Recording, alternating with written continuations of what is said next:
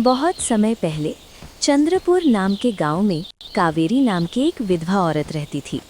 वो रोज जंगल में लकड़ियां इकट्ठा करने जाती थी। रोजाना की तरह एक दिन वो जंगल में लकड़ियां इकट्ठा करने गई थी।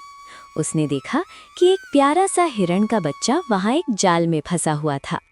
कावेरी तुरंत उस हिरण को जाल से निकालती है और क्योंकि कावेरी के कोई बच्चे नहीं थे, कावेरी के पति की शादी के कुछ ही समय बाद मृत्यु हो गई थी और वो अकेले अपनी छोटी सी झोपड़ी में जीवन बिता रही थी। उसने उस हिरण को अपने बच्चे की तरह पालने का फैसला किया और उसे दूध पिलाकर बड़ा करने लगी। समय बीतता गया और वो छोटा हिरण बड़ा हो गया। एक दिन अचानक वो हिरण एक सुंदर लड़के में बदल गया।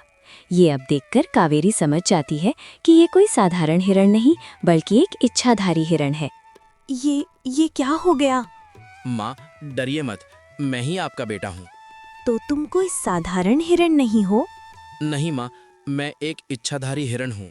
ऐसे ही कुछ दिन और बीत जाते हैं। फिर हिरण एक दिन कावेरी से कहता है, माँ, मुझे आपसे एक काम कहना है। हाँ बेटा, बोलो। आप राजा के पास जाकर उनकी बेटी का हाथ मेरे लिए मांगिए। क्या? राजकुमारी से शादी? बेटा, ये असंभव है। राजा मेरी बात नहीं सुनेंगे। माँ, एक बार पूछने में क्या जाता है, मैं बस उनका जवाब जानना चाहता हूँ। ठीक है बेटा, अगर तुम्हारी यही इच्छा है तो मैं कल जरूर जाऊंगी। अगले दिन कावेरी महल पहुंची, लेकिन सैनिकों ने उसे रोक लिया। रुको, बिना महाराज की अनुमति के कोई भी अंदर नहीं जा सकता। मुझे राजा से जरूरी बात करनी है, कृपया जाने दीजिए। ठीक है, जल्दी जाओ। कावेरी महल के अंदर चली जाती है और राजा से कहती है, महाराज, मैं अपने बेटे के लिए आपकी पुत्री का हाथ मांगने आई हूँ और मैं ये भी सुनिश्चित कर देना चाहती हूँ कि मेरा बेटा एक हिरण है। ये सुनते ही राजा क्रोधित हो उठा। क्या कहा? एक हिरण से मेरी बेटी की शादी? ये कैसी बेहुदा बात है? सैनिकों, इसे तुरंत बाहर फेंक दो। महाराज, मेरी बात तो सुन लीजिए। चलो बाहर। सैनिकों ने उसे घसीटकर बाहर फेंक दिया और उसका हाथ टूट गया। किसी तरह वो घर वापस पहुंची और अपने बेटे को सब कुछ बताया। माँ, ये किसने किया? बेटा, राजा ने हमें अपमानित कर दिया। माँ, आप चिंता मत करो, मेरी माँ का हाथ अभी ठीक हो जाए। हिरण पुत्र के कहते ही कावेरी का टूटा हुआ हाथ तुरंत ठीक हो गया। मेरा हाथ सचमुच ठीक हो गया। लेकिन नागपुत्र ने हार नहीं मानी और अगले दिन फिर से कावेरी को महल भेजा। इस बार भी सैनिकों ने उसे धक्का देकर बाहर निकाल दिया।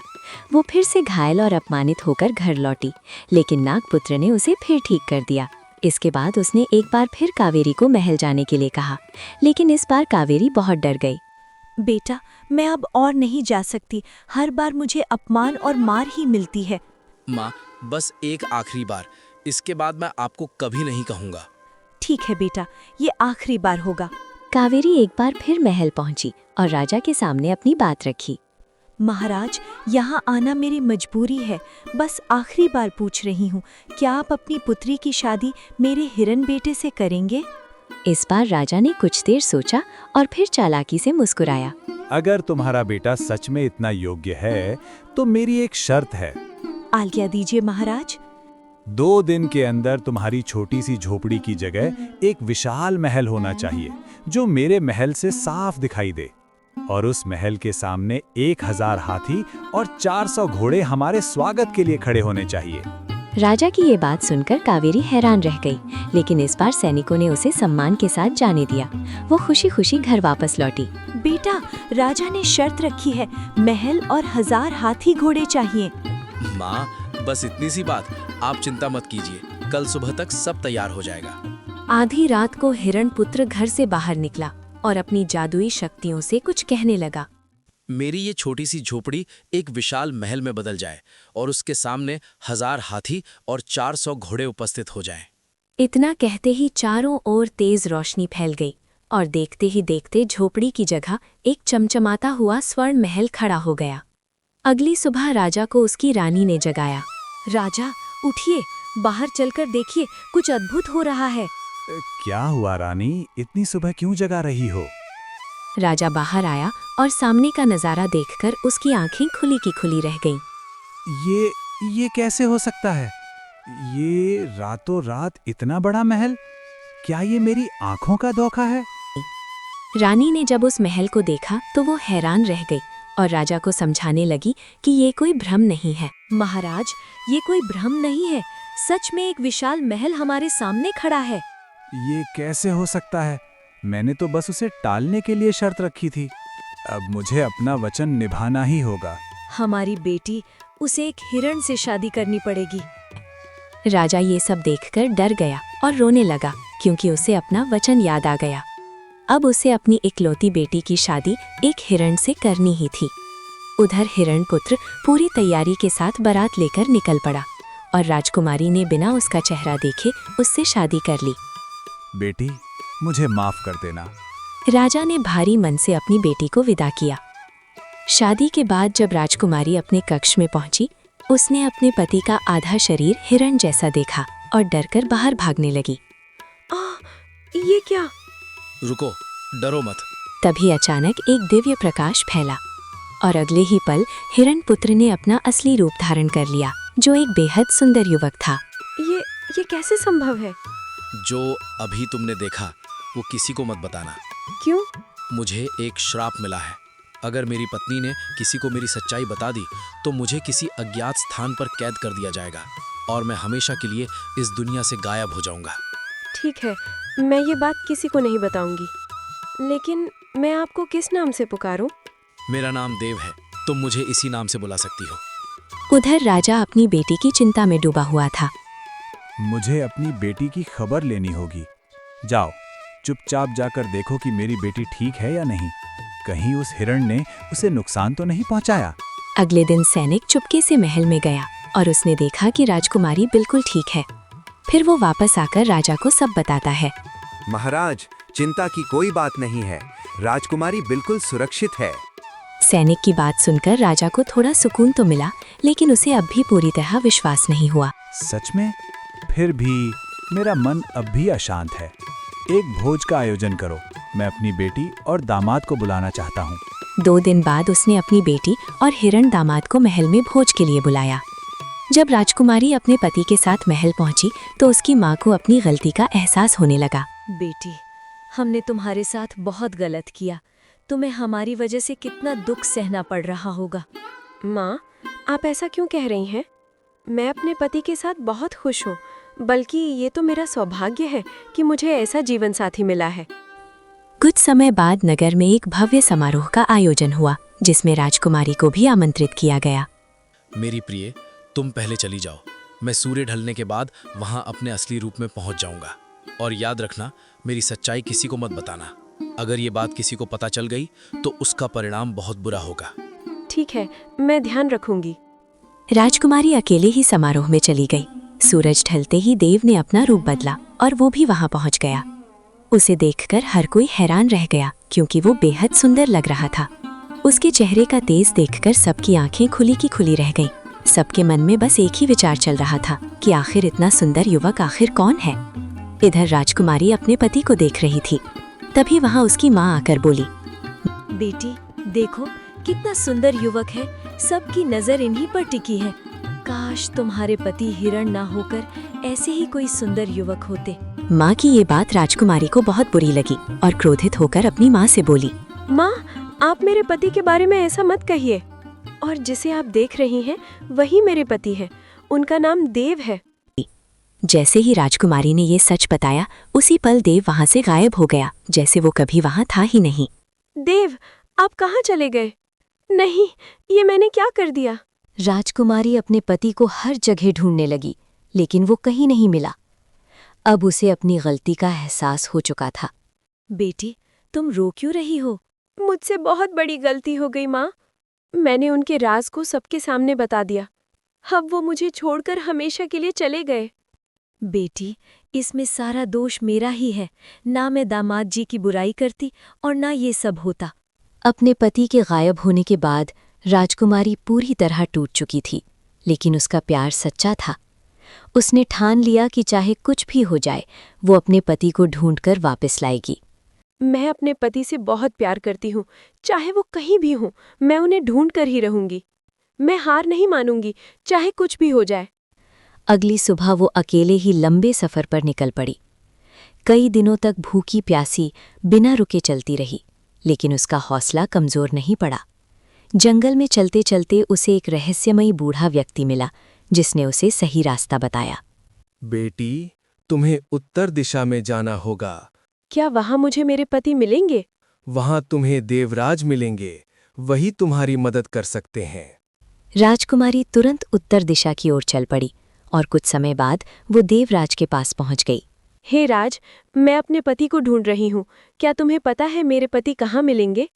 तुम्हारे पति जीवित है, समुद्र के उस पार, एक भयानक चुड़ैल के कब्जे में।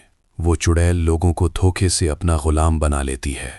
चाहे वो कितनी भी ताकतवर क्यों ना हो, मैं वहां जाऊंगी और अपने पति को उसके चंगुल से छुड़ाकर ही वापस आऊंगी। कृपया मेरी मदद कीजिए, मुझे वहां पहुंचा दीजिए। ठीक है, मैं तुम्हारी मदद करूंगा। इतना कहकर देवराज ने एक विशाल मछली का रूप धारण कर लिया और राजकुमारी उनकी पीठ पर बैठ गईं। कुछ ही पलों में वे समुद्र पार कर दूसरी ओर पहुंच गए। धन्यवाद, आपने मेरी बहुत मदद की। लेकिन जैसे ही राजकुमारी थोड़ी देर आराम करने बैठी, अचानक एक भयानक हंसी गूंजने लगी।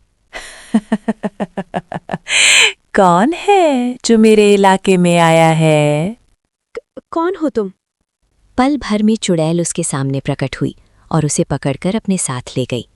जैसे ही चुड़ैल उसे अपने घर लेकर आई, वहीं पिंजरे में कैद देव ने अपनी पत्नी को तुरंत पहचान लिया और राजकुमारी ने भी उसे देख लिया था।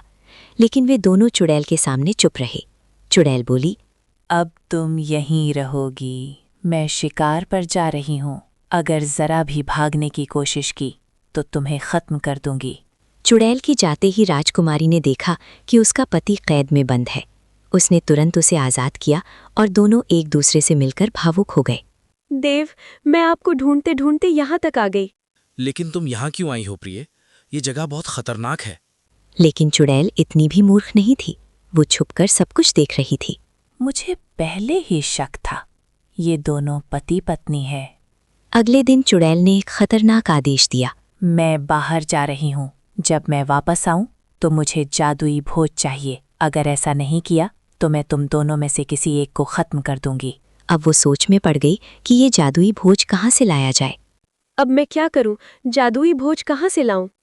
राजकुमारी को चिंता में डूबा देख देव ने उससे कारण पूछा। तुम इतनी परेशान क्यों हो?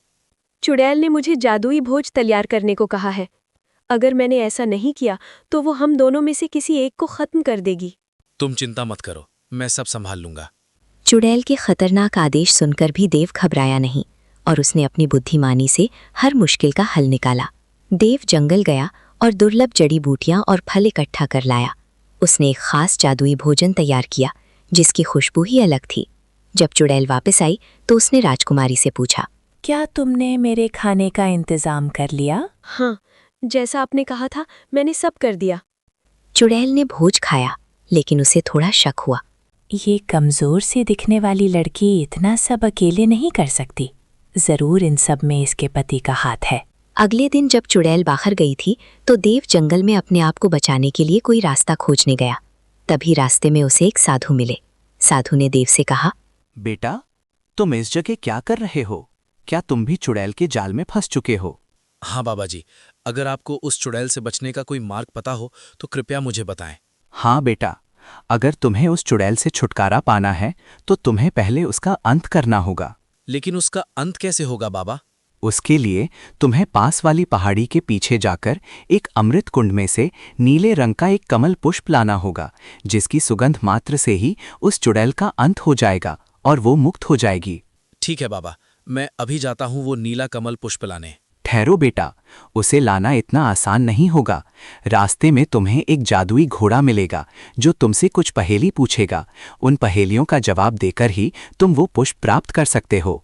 ठीक है बाबा, आपका बहुत बहुत धन्यवाद। मैं आपकी हर बातों का पूरा ध्यान रखूंगा। इतना कहकर देव उस नीले कमल पुष्प की तलाश में निकल जाता है। घने जंगल और खतरनाक पहाड़ियों को पार करने के बाद वो अमृत कुंड के पास पहुंच जाता है। अच्छा, तो ये है वो दिव्य अमृत कुंड जिसमें से मुझे ये नीला कमल पुष्प लेना है। चलो अभी तोड़ लेता हूँ ये पुष्प। देव जैसे ही फूल तोड़ने की कोशिश करता है, वहां तुरंत एक जादुई उड़ने वाला घोड़ा आ जाता है। रुको, अगर तुम्हें ये पुष्प चाहिए तो पहले तुम्हें मेरी 2 पहेलियों का सही सही जवाब देना होगा। अगर तुमने एक भी पहेली का गलत जवाब दिया तो तुम हमेशा हमेशा के लिए इन पहाड़ियों की तरह पत्थर के हो जाओगे। ठीक है, मैं जवाब देने के लिए तैयार हूँ। मुझे किसी भी कीमत में ये पुष्प लेकर ही जाना है। आप अपना सवाल पूछिए। तो सुनो, पहली पहेली। ऐसी क्या चीज है जिसे बनाने में काफी वक्त लगता है लेकिन टूटने में एक क्षण भी नहीं लगता? देव थोड़ा सोचने के बाद मुस्कुराकर जवाब देता है। भरोसा। बुद्धिमान तो हो। सुनो दूसरी पहेली। ऐसा क्या है जो सुबह से लेकर शाम तक सूरज की तरफ ही देखता रहता है? सूरजमुखी। शाबाश, तुमने दोनों पहेलियों का सही जवाब दिया है, तो तुम अब नीले कमल पुष्प को ले जा सकते हो। इतना सुनकर देव तुरंत अमृत कुंड से एक नीला कमल पुष्प लेता है और लेकर चुड़ैल के घर चला जाता है। चुड़ैल अभी तक नहीं आई थी। देव के हाथों में पुष्प देखकर राजकुमारी बोली, देव, ये इतना सुंदर पुष्प तुम कहाँ से और क्यों लाए हो? ये पुष्प एक दिव्य पुष्प है। इसकी सुगंध से चुड़ैल का अंत हो जाएगा और हम मुक्त हो जाएंगे। क्या सच? ये बहुत अच्छा है। अब वो चुड़ैल आती ही होगी, हमें सावधान रहना होगा। इतने में चुड़ैल बाहर से शिकार कर उनके पास आ जाती है और जैसे ही वो उस नीले कमल पुष्प की सुगंध लेती है, वो अचानक से एक सुंदर स्त्री में बदल जाती है और वहां से गायब हो जाती है। अब देव भी श्राप मुक्त हो जाता है और हमेशा के लिए इंसान बन जाता है। दोनों खुशी खुशी अपने घर वापस आ जाते हैं।